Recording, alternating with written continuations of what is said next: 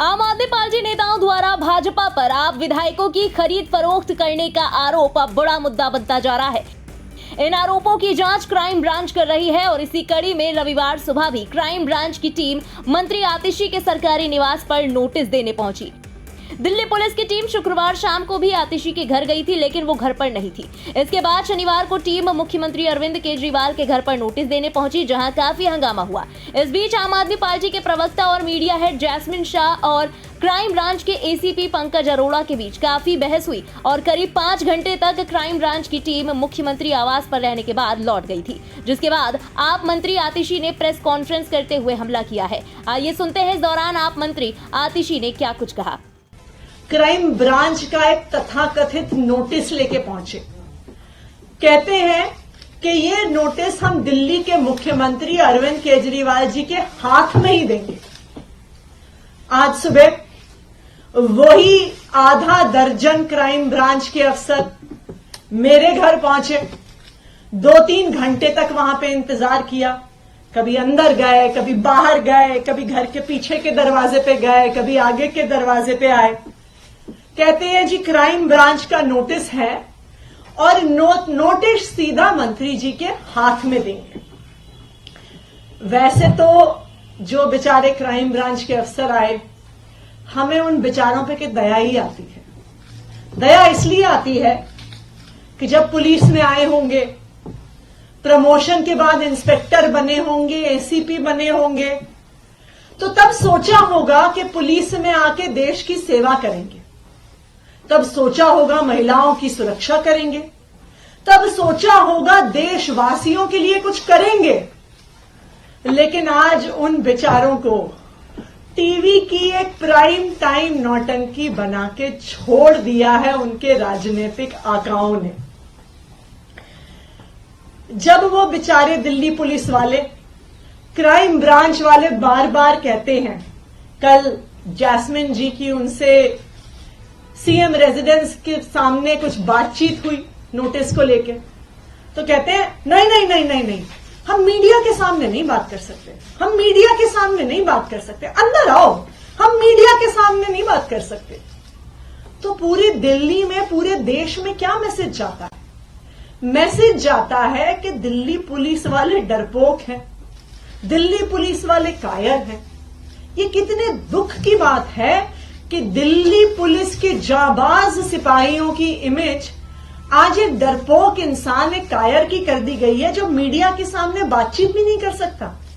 आप ये सोचिए कि दिल्ली के क्रिमिनल्स क्या सोचेंगे कि भाई इन दिल्ली पुलिस वालों से डरना जो 2-4 कैमरामैन से डरते हैं।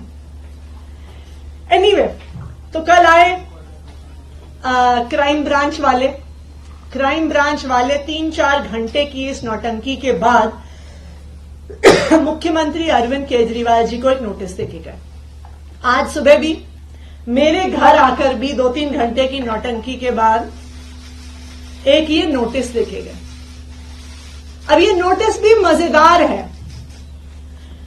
ये नोटिस ना तो एफआईआर है, ना ये किसी प्रकार का समन्स है, ना इसमें आईपीसी की कोई धारा, ना इसमें सीआरपीसी की कोई धारा, ना इसमें पीएमएलए की कोई धारा, ना इसमें प्रिवेंशन ऑफ करप्शन एक्ट की कोई धारा। तो कुल मिला के क्राइम ब्रांच 48 घंटे की नौटंकी के बाद मुख्यमंत्री अरविंद केजरीवाल जी और मुझे एक चिट्ठी देके चला गया है, जो वो कह रहे थे कि हम हाथ में ही देंगे। इतनी महत्वपूर्ण चिट्ठी है।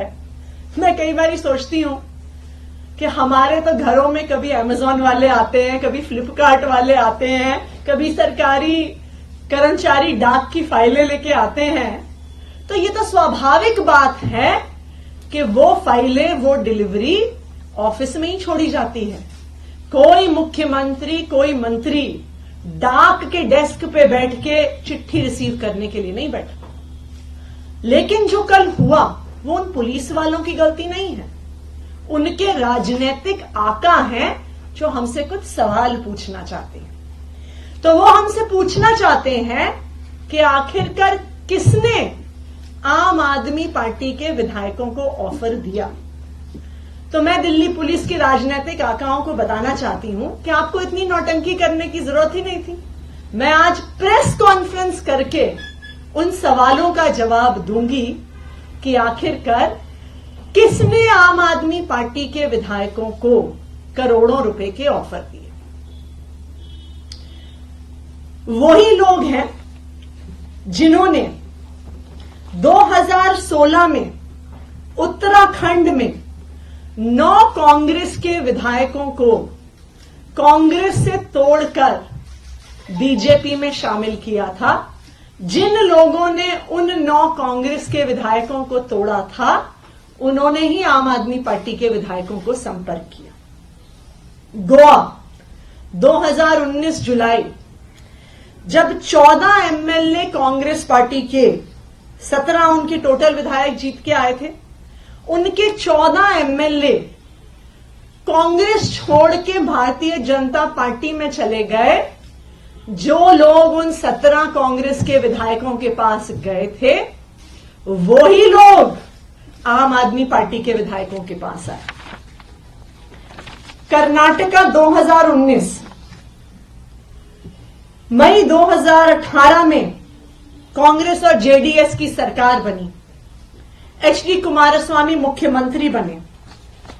जुलाई 2019 में कांग्रेस और जेडीएस के 17 विधायक टूटकर भारतीय जनता पार्टी में चले गए। जो लोग उन 17 कांग्रेस और जेडीएस के विधायकों को पैसा ऑफर करने आए थे, धमकियां देने आए थे, वही आम आदमी पार्टी के विधायकों के पास आए। मध्य प्रदेश 2020, कमलनाथ मुख्यमंत्री थे, कांग्रेस की सरकार थी। 22 कांग्रेस के विधायक कांग्रेस छोड़कर, टूटकर भारतीय जनता पार्टी में शामिल हो गए। तो जो उन कांग्रेस के 22 विधायकों को खरीदने आए थे, उनको तोड़ने आए थे, वही आम आदमी पार्टी के विधायकों के पास आए।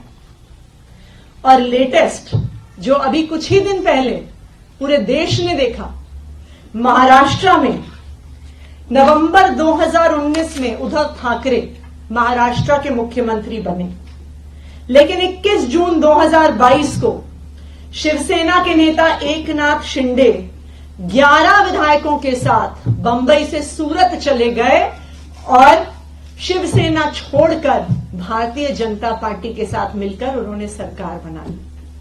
तो जो लोग एकनाथ शिंदे के साथ साथ 11 विधायकों को तोड़ने आए थे, वही लोग आम आदमी पार्टी के विधायकों को तोड़ने आए। और जो तेलंगाना में हुआ, जो एक स्टिंग के माध्यम से हमने देखा कि कुछ लोग विधायकों को तोड़ने के लिए करोड़ों रुपए कैश लेके घूम रहे थे, वही लोग आम आदमी पार्टी के विधायकों से संपर्क कर रहे हैं।